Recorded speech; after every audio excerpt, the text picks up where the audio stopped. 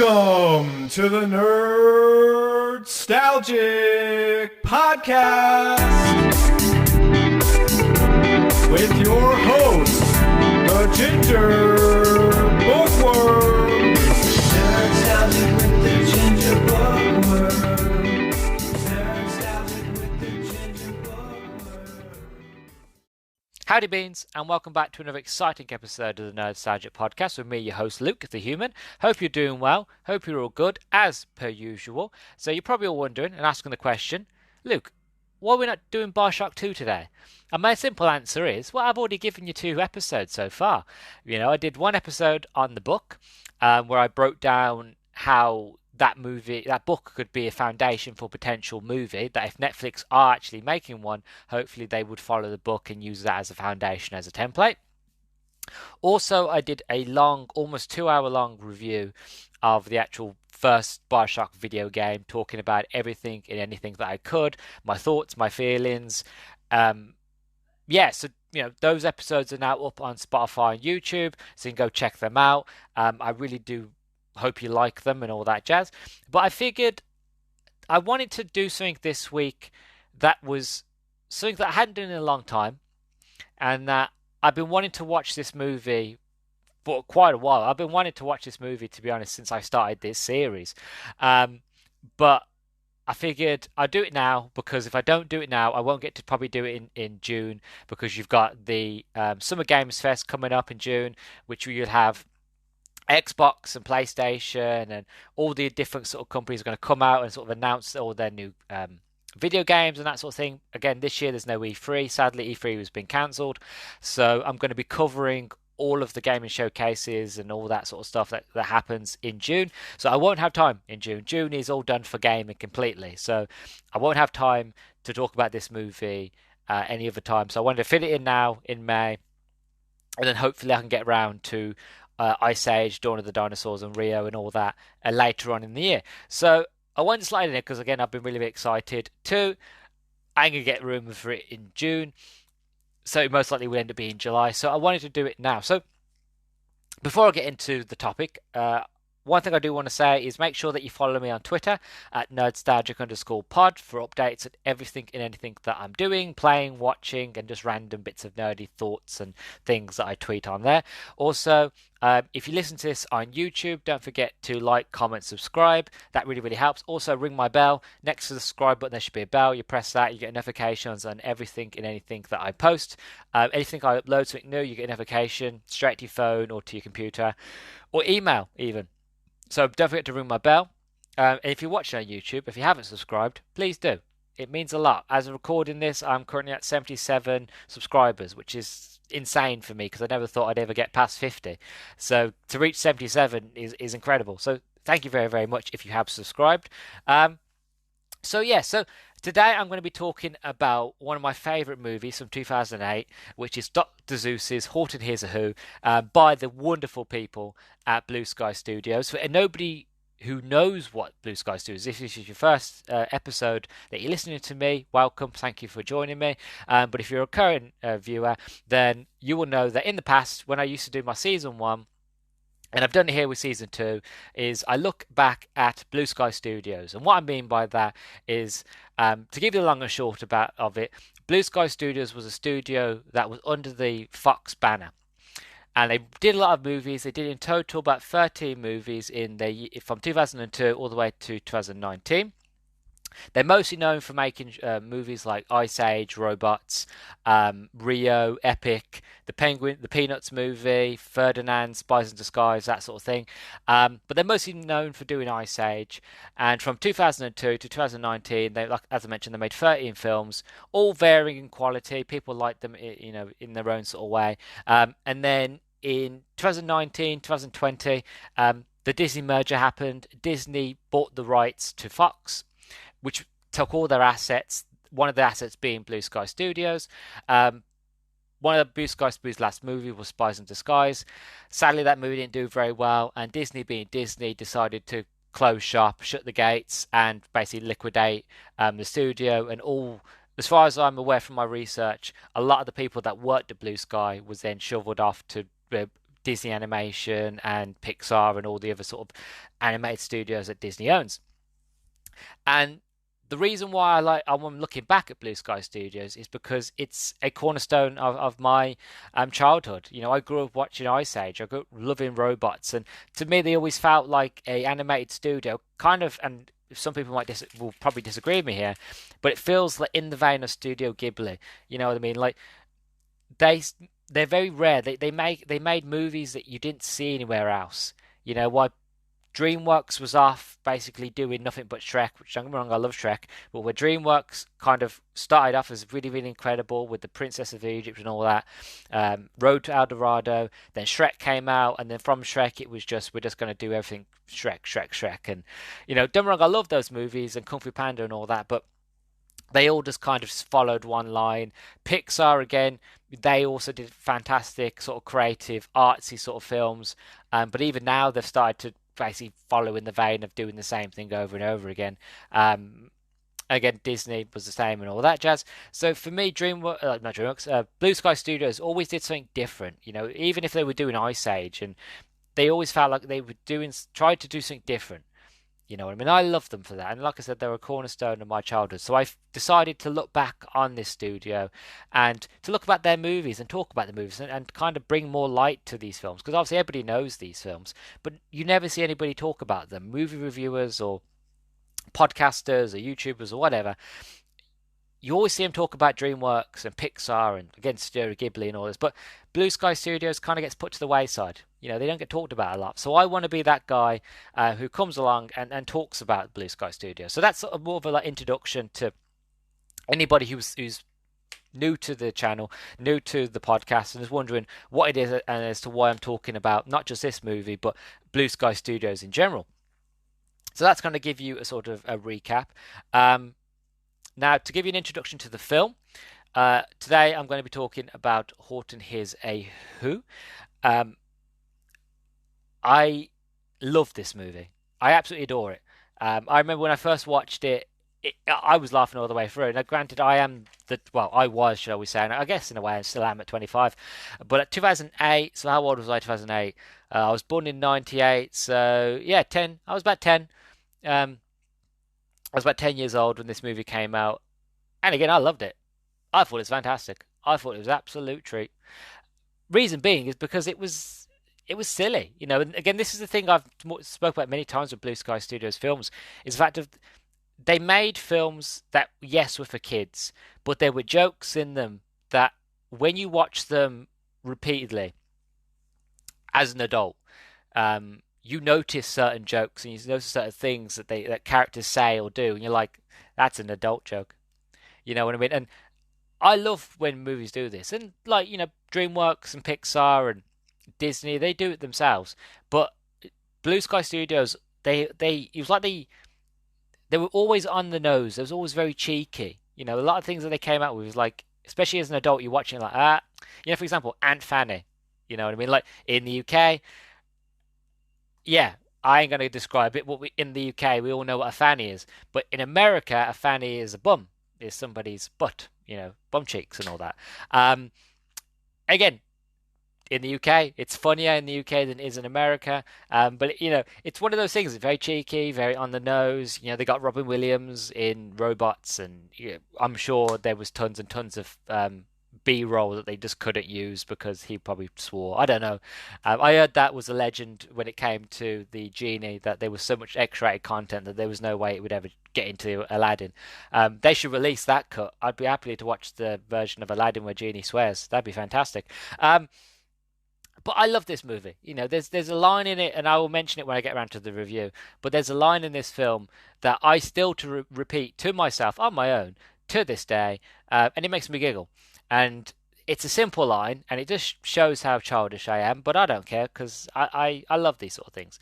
But I ain't gonna describe the scene. I'm just gonna say the line, and I'm most certainly gonna laugh when I do it. Uh, basically, he goes. The mayor was just being a boob. I'm already laughing. And then you just have Steve Carell's character being like, a boob? Again, it's very childish. It's very silly. but it made me laugh when I first watched it, and it still makes me laugh today. Okay, it's funny, and it's probably the only real sort of impression that I can do from this movie. Because God, do I not want to try do a Jim Carrey impression? Because I'll just butcher that man's comic genius. But I've been really looking forward to watching this movie, not just for the memories but for like the funny, silly one-liners, and also growing up with Dr. Seuss, how much that book series and the author means to me growing up. Growing up being dyslexic and struggling with the English language, and I had a big stutter. So my teachers gave me poetry and rhymes to read, and one of the most rhythmic, see, I'm doing it now, that word, anyway, the most rhyming sort of things that they would give me with Dr. Seuss books, and I would read Horton Hears a Who, Green Eggs and Ham, The Cat in the Hat. I'm trying to think what else. There was another one, not the Grinch Stole Christmas. There was another one where they go to war with each other because one side likes one toasted buttered and the other side doesn't like buttered. Loads of silly different sort of books that come out from Dr. Seuss. But for me, Dr. Seuss was always one of them things. Again, cornerstone. It was always one of the things that just I love dearly because it means so much to me. And it was my foundation for my not just speaking English and being able to pronounce better and be able to kind of get rid of my stutter somewhere. It's still there. Was using Dr. Seuss and the representation and the writing in his books really helped me, as well as growing up with the likes of Jim Carrey's The Grinch and the Cat in the Hat, which I know a lot of people don't like, but I actually really do like Cat in the Hat. I like it even more than that. The more I grow up, I find it's more better now as an adult. And even this movie, Horton Hears a Who, and even there was another one they did, and the Lorax. I really, really love the Lorax. That was made by Illumination Entertainment, and maybe one day I'll get around to reviewing that one because I really do like that film as well. I love the Lorax character so much. So that's sort of my memories of Horton's Hears a Who. It was like funny, very comedic. I enjoy it now as an adult because it's still very much, still quite funny to me, and there's still a lot of adult jokes in there that I quite like. So I'm going to talk about the book now. Before we get into the reviews, this is one thing that I've never really done with any of the reviews for this series, because majority of them have just been sort of original ideas. They've been up until this point. Horton Hears a Who was their fourth movie, and it was Ice Age, Robots, and then Ice Age 2. So they haven't. It's all been original ideas. So I figured for Horton Hears a Who, I just wanted to give a brief sort of description of the children's book and that sort of thing. So Horton Hears a Who is a children's book written and illustrated by Theodore Seuss Gersel under the pen name Dr. Seuss. It was published in 1954 by Random House. This book tells the story of Horton the elephant and his adventure saving Whoville, a tiny planet located on a speck of dust, from the animals who mock him. These animals attempt to steal and burn the speck of dust, so Horton goes to great lengths to save Whoville from being incinerated. A person's a person, no matter how small, is the most popular line from Horton Hears a Who, and also serves as the major moral theme that Dr. Seuss conveys to his audience. Horton endures harassment to care for and ensure the safety of the Whos who represent the insignificant. Horton Hears a Who has been well received in libraries, schools, and homes across the world. The book has been adapted as a 1970 television special and a 2008 animated film by Blue Sky Studios and 20th Century Fox, and much of its plot was incorporated into the Broadway musical production. There's actually, there's a Broadway musical called Zeusical. I gotta look into this. Zeusical is a musical comedy by Lynn Ahrens and Stephen Farity, based on the many children's stories of Dr. Seuss, with most of its plot being based on Horton Hears a Who, Gretel McFuzz, and Horton Hatches an Egg, while incorporating many other stories. The musical's name is a portmanteau of Zeus and the word musical. Following its Broadway debut in 2000, the show was widely panned by critics and closed in 2001. That's a shame, with huge financial losses, and it has spawned 2 US national tours and a West End production, and has become a frequent production for schools and regional theatres. So that's why I haven't heard of it. It basically didn't do very well. That's a shame. But anyway, we're not here to talk about the musical. We're here to talk about Horton Hears a Who. bit of a background for you. Gressel, or Dr. Seuss, began work on Horton Hears a Who in the fall of 1953. It is his second book to feature Horton the elephant, with the first being Horton Hatches an Egg. The Who's would later appear in How the Grinch Stole Christmas. The book's main theme, a person's a person about how small, was Dr. Seuss's reaction to his visit to Japan, where the importance of the individual was an exciting new concept. Dr. Seuss, who had harbored strong anti-Japanese sentiments before and during World War II, changed his views dramatically after the war and used this book as an allegory for the American post-war occupation of the country. His comparison of the Who's and the Japanese was a way for him to express his willingness for companionship. Dr. Seuss strived to rely the message that the Japanese should be valued equally, especially in a stressful post-war era. He dedicated the book to a Japanese friend. That's quite nice. I didn't know that. That's quite beautiful, actually. I also have the book in front of me here. I do own the book. Of course I do. But I wanted to read you a few excerpts from the beginning of the book. I won't read it all because I really don't want to get sort of flagged for copyright. So I'm going to read it all. But for my great friend Mizuri Namakura of Kyoto, Japan. Oh, that's quite lovely. Okay, you ready? On the 15th of May, in the jungle of Nul, in the heat of the day, in the cool of the pool, he was splashing, enjoying the jungle's great joys, when Horton the elephant heard a small noise. So Horton stopped splashing. He looked towards the sound. That's funny, thought Horton. There's no one around. Then he heard it again, just a very faint yelp, as if some tiny person was calling for help. I'll help you, said Horton. But who are you? Where? He looked and looked. He could see nothing there, but a small speck of dust blowing past through the air. Only really a little one. It's just the introduction, but it's quite beautiful, isn't it? It's quite lovely, and that's what I love about Dr. Seuss sort of stories. You know, he does rhyme so well, and I haven't really saw anybody who could do the rhyming and storytelling as well as Dr. Seuss. He is the best. Right, so. Where am I? So I'm going to talk about sort of the production of the film that went into it. So after the critical and commercial failure of the 2003 film Cat in the Hat, it was a failure, but I quite enjoyed it. Dr. Seuss's widow, Audrey Grissel, I'm probably butchering the last name, I do apologise, was so unhappy with the film that she then decided not to allow any more live-action feature films based on his work. In March 2005, as Blue Sky Studios was completing Robots, the studio and 20th Century Fox president Chris Melodrani, again I'm butchering that last name I'm sure, asked Gressel about getting the adaptation rights for Horton Hears a Who.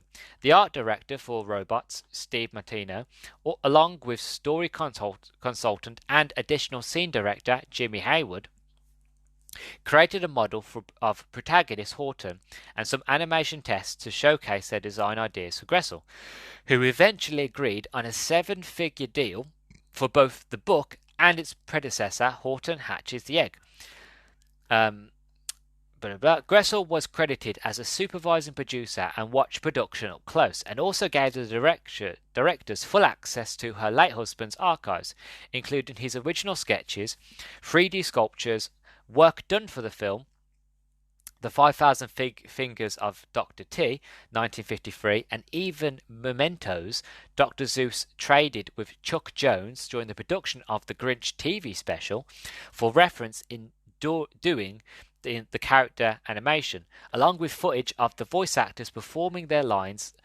The Blue Sky animators recorded themselves performing the script in an acting room to see what of their body language could translate well into the film. To make Horton different from look different compared to the mammoths Blue Sky Studio worked on for Ice Age, he would at times be able to stand and walk upright on two legs, making him somewhat bipedal, in a way that made him look like a fat man in an elephant suit. While the design had a major difference from the original book, with a bigger mouth to allow for wider facial expressions like those of Jim Carrey, as the directors noticed Horton's design in the book varied according to his emotions, in the 3D wireframe tried to allow for the same effect. So that's to give you an idea of the production. Yeah, this is a story I've heard before about Dr. Seuss's widow, basically because how bad The Cat in the Hat did, and how bad it was in reviews, and it didn't do very well in terms of money. She basically wiped her hands clean. She's like, no, we're no longer doing any more live action Dr. Seuss properties at all. Like, The Cat in the Hat ruined it. And that's why nowadays you won't see sort of the Horton Hears a Who live action, because she said no. Which, again, I don't blame her. Even though I quite enjoy The Cat in the Hat, I don't blame her for putting her hands up and going no, for basically seeing how much it was panned and, trying to protect her husband's legacy. I completely understand. So luckily for people like myself who enjoy Dr. Seuss, Horton Hears a Who came out and was a quite success and was received quite well.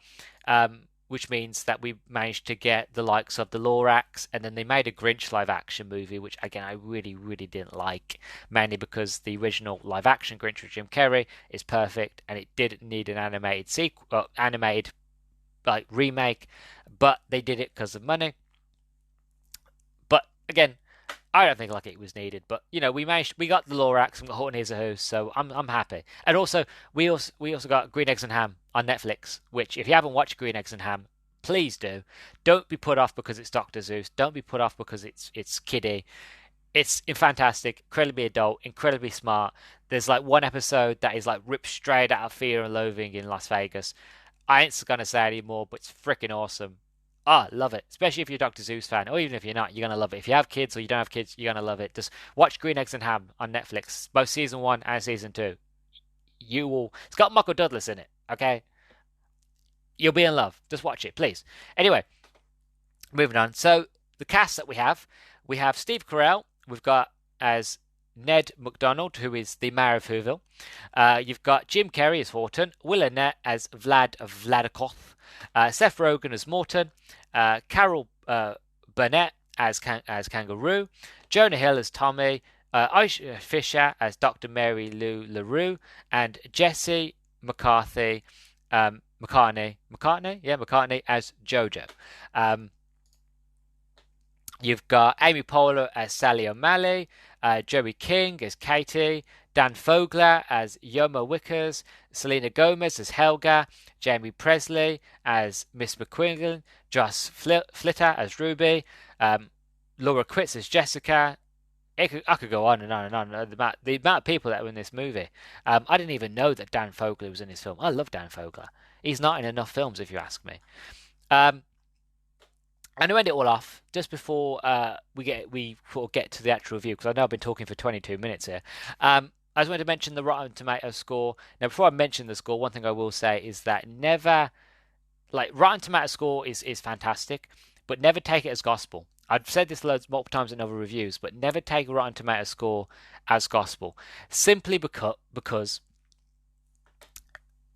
the tomato meter is fans. Tomato meter is reviewers. That's what that's for, right? And the audience score is what people have put in. But when it comes to tomato meter, that's reviewers. That's their opinion. That's not down to me or you or Joe Blow at the end of the day. So if reviewers didn't like it, that doesn't mean it's a bad movie. And I've seen a lot of movies that have had a low tomato score, but are still pretty good. You know what I mean? So never take it as gospel. But Horton Hears a Who received an 80% certified fresh rating on Rotten Tomatoes and had a 73 audience score, which pretty good. Then you've got the likes of Madagascar, which was a pretty good film, only got a 55%, but a 66% audience review. So audience liked it, reviewers didn't.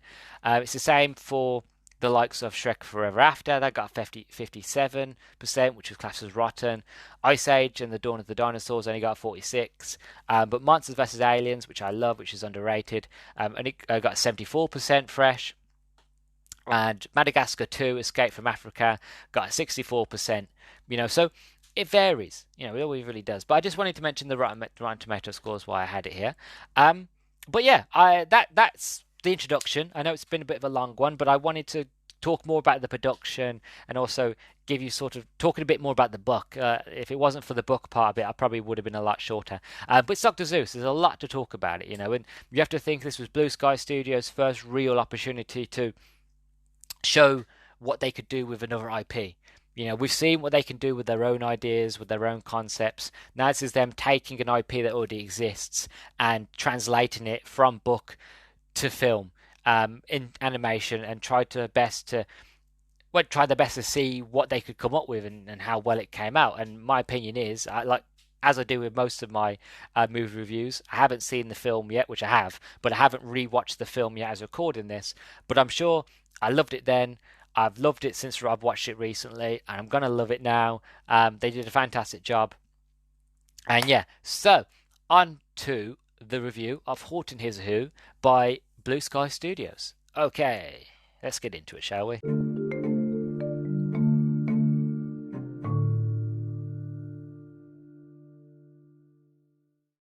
So, Horton Hears a Who. So I've just finished watching the movie, and honestly, it's as wonderful and as charming and as silly and as great as I remember it being, to be honest. And as I was watching it, it reminded me as to why I love Doctor Zeus so much.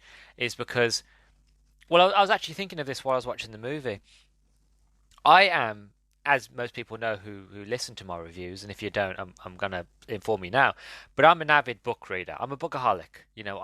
I never go anywhere without a book with me.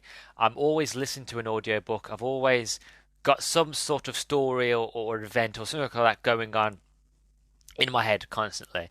And some of my favorite authors are the ones that are very clever, where they can convey to you a sort of topic or an event or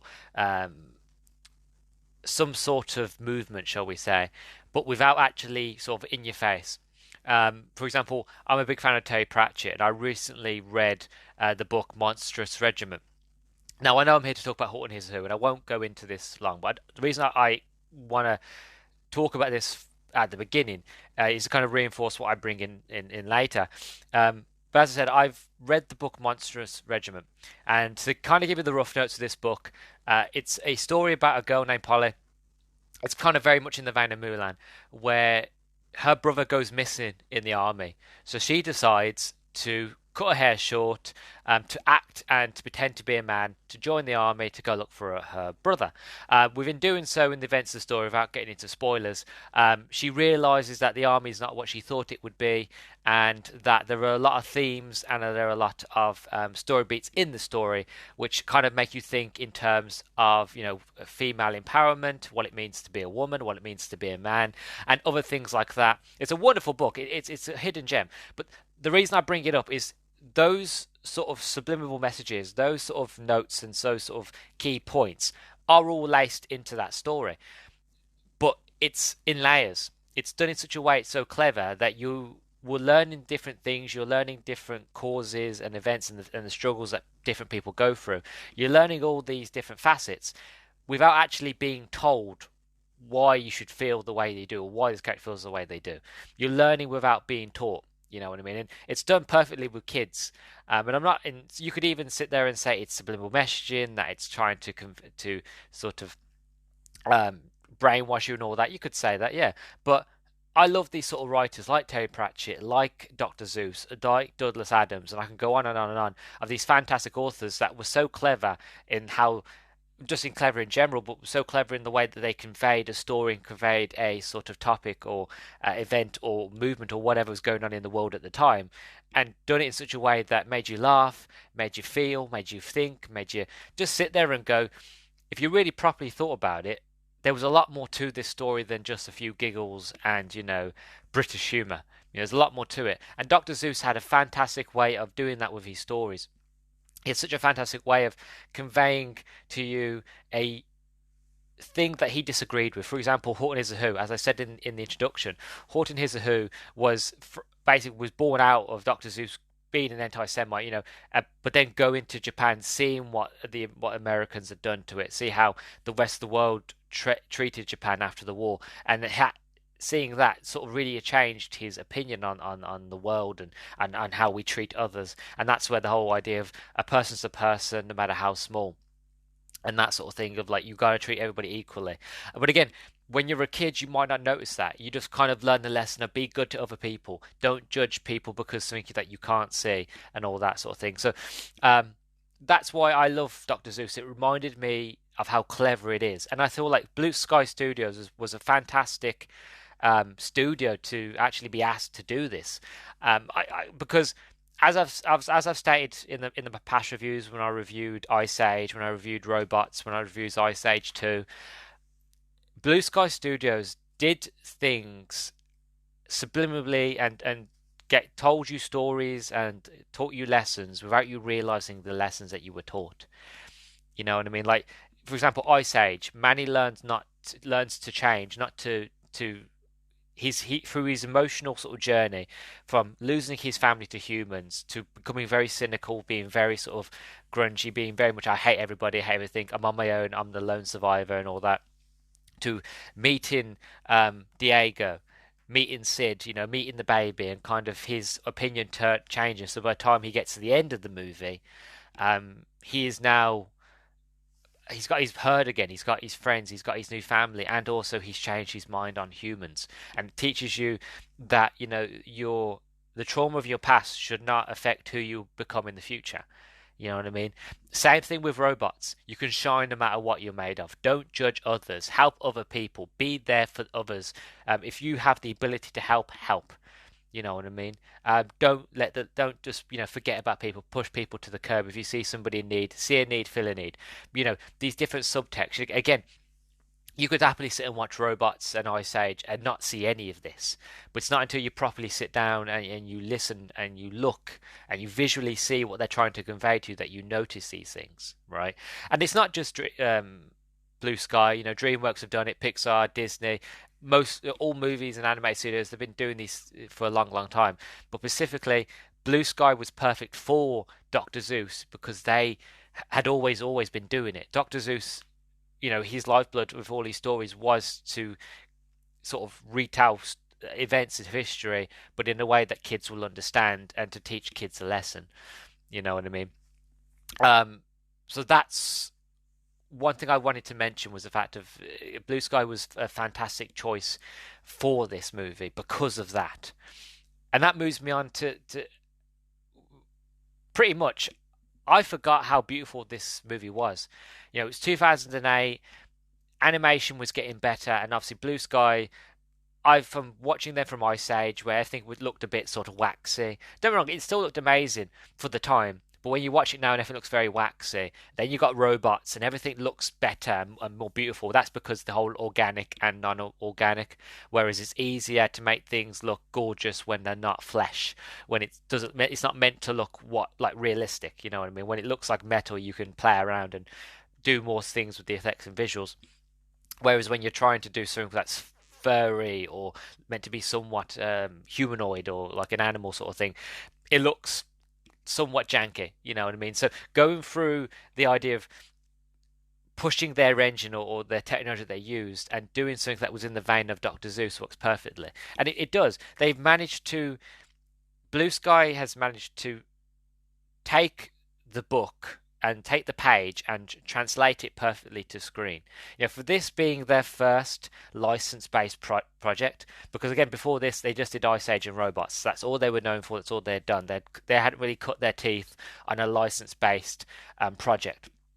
So for them to be able to come along and be like, this is what we can do. We can, take our engine, our sort of quality that we've got, and we can translate it from book to screen. And they did that perfectly. And as I mentioned in the introduction, for Horton, they wanted to not just take sort of Jim Carrey and his mannerisms and the way he moves and the way he acts, but they also wanted to make sure that Horton could not be compared to Manny.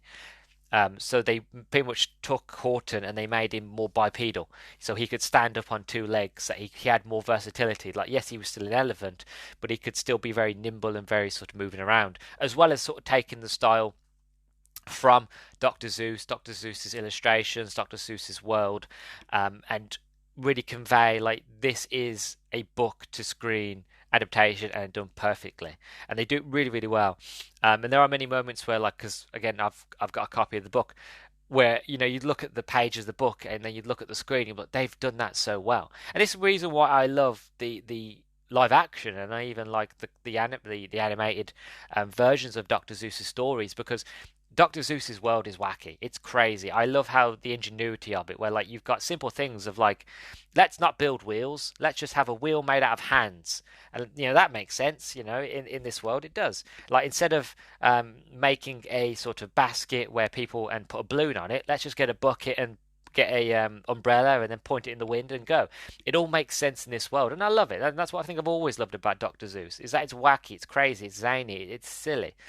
But again, logically, it makes sense in a way. Like, not in our world, it makes sense, but in their world, yeah. Why wouldn't you, if you needed a helping hand, why wouldn't you have an extra hand that you just pull out, in a like device thing and use that to climb? It all logically makes sense. I just like it. It appeals to my brain. It really does, artistically. So they did a fantastic job of conveying that book to screen, really, really well, in the look of the characters and how they all act and feel, and the world.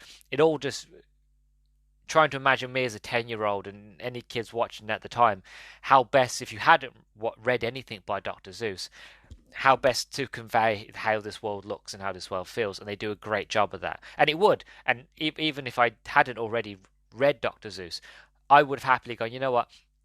I now want to read Dr. Seuss. I want to see how his world looks in a book form. So I like that. I really, really enjoy that they managed to convey that so well, and the direction that they went in was really, really well done.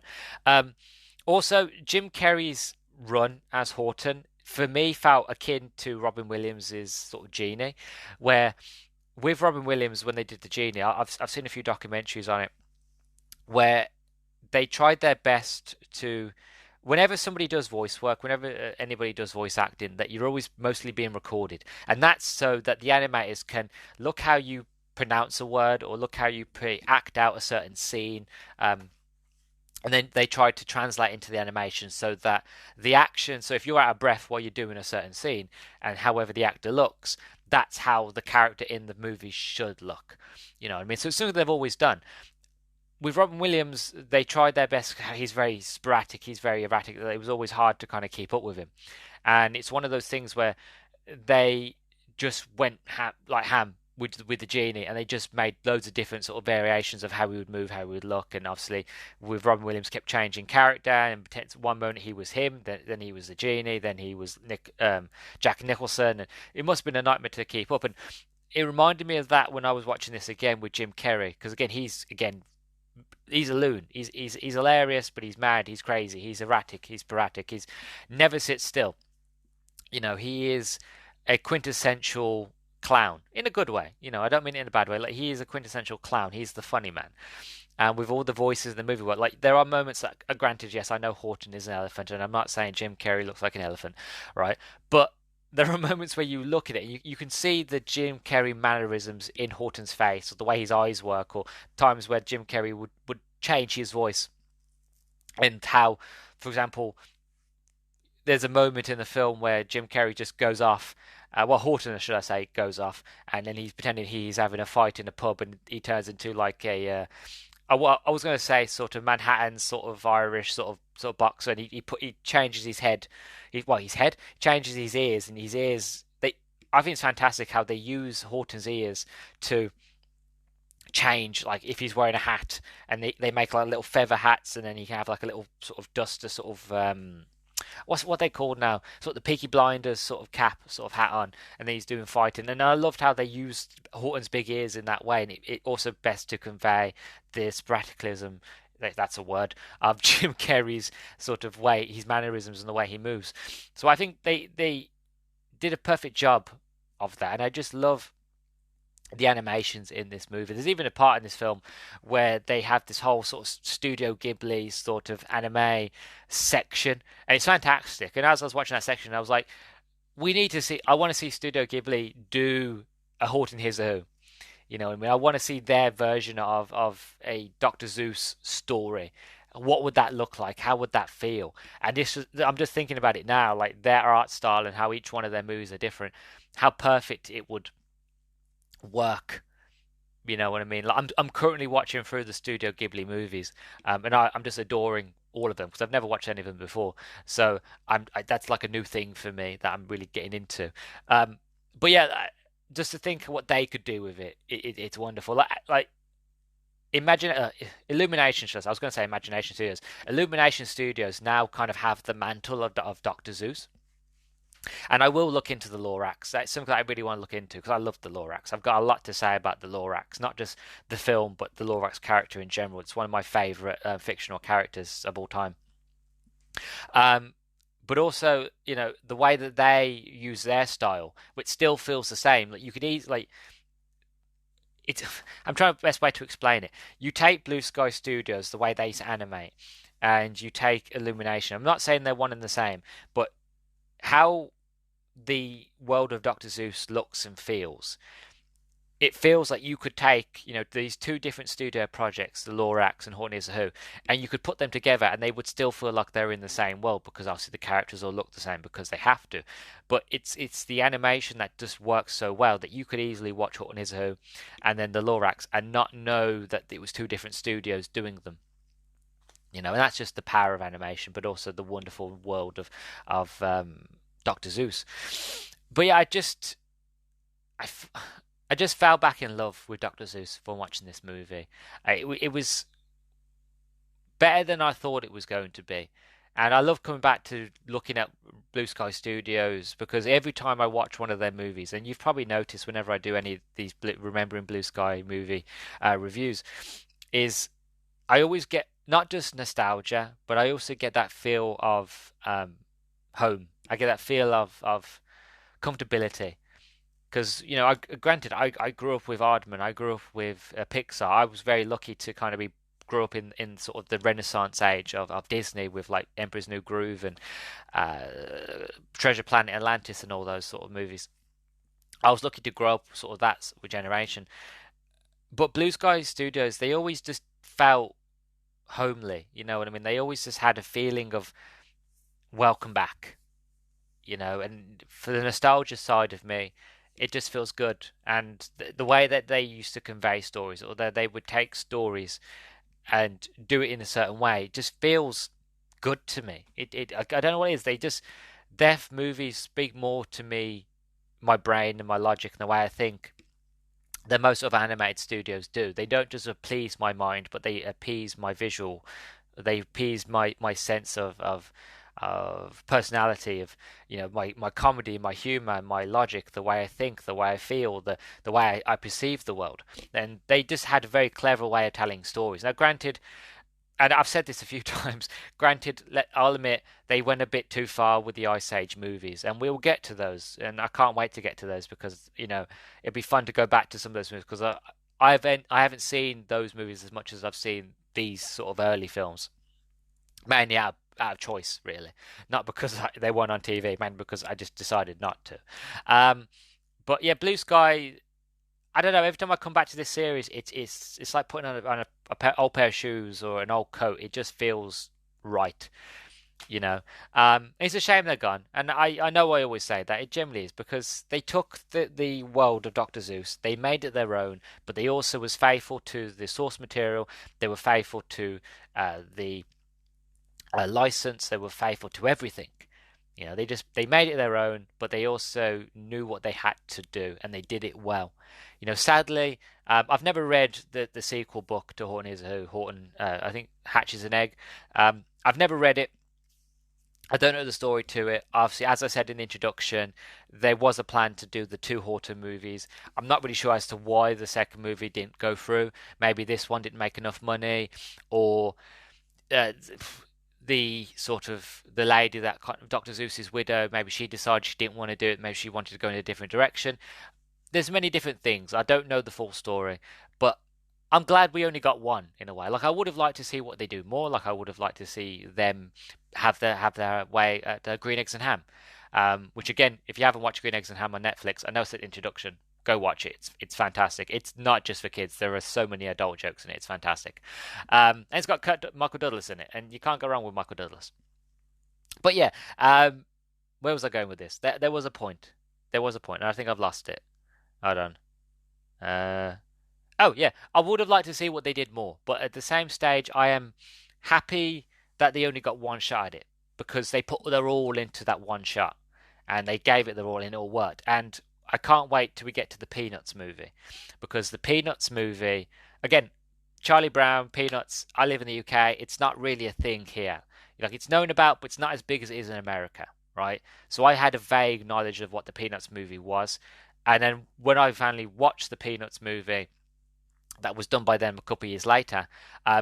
I still to this day feel like it's an underrated gem of an animated movie that hardly anybody talks about. It came and it went. It did really well, but it just came and went, and that was it. Nobody ever spoke about it. And again, that was another one of those licensed products that they did, which was fantastic, but nobody ever seems to talk about. So that's another thing I can't wait to get around to. But yeah, they were just a special studio. They really, really was, and I can't wait to get on to the next one. I think the next one actually is another Ice Age movie. So for all of you beans that really, really enjoyed my Ice Age reviews, funny enough, my Ice Age 2 review is actually my most popular review on YouTube. Well, one of my most popular. I think it's my third most popular review. Content or whatever on YouTube. Like, I think number one is my live action Pinocchio, and then number two is Black Panther One Wakanda Forever, and then number three at 43, 44 views is my Ice Age Meltdown review, which again I don't understand why, but then again it makes sense because everybody loves Ice Age. It's like everybody loves Shrek. People just love these old nostalgic sort of films. So definitely, I can't get. It's going to be fun to talk about that. I quite enjoy that one, mainly because I love dinosaurs and I love the craziness of Buck. So that should be fun to get into. But for now, Horton is a Who. This is. I know it's not very long. I didn't talk about the movie a lot, mainly because there's not a lot more to go into it. Like, if I'm being honest, but I enjoyed it for what it was, and I do recommend you to go. I would rather watch this than watch Ice Age 2. Again, I don't hate Ice Age 2, as I stated in that review. Please do go back and listen to my Ice Age review, listen to my Robots review, listen to the Ice Age 2 review. They're all down below if you haven't checked them out. Please do go check them out. But I would just rather watch this one. It's simply put. But that is it. That's all I have to say about Horton is a Who. Fantastic film, fantastic translation from book to screen. Blue Sky Studios did a fantastic job, and yeah, I highly recommend it. If you haven't watched it, go watch it. If you have watched it, you probably have kids now, or you might not have kids. You might do. I don't know. I don't know who you are.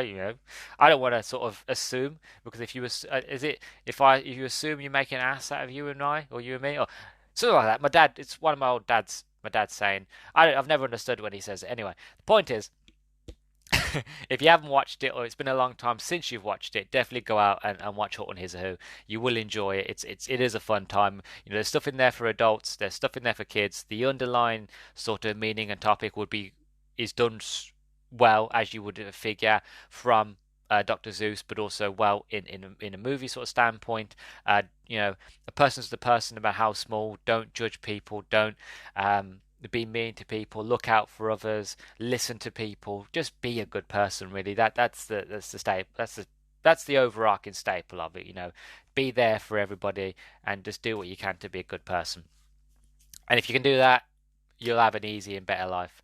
But so that's my review of Horton Hears a Who. Absolutely loved it. Absolutely enjoyed it. So on to the end now. All right, on to the end.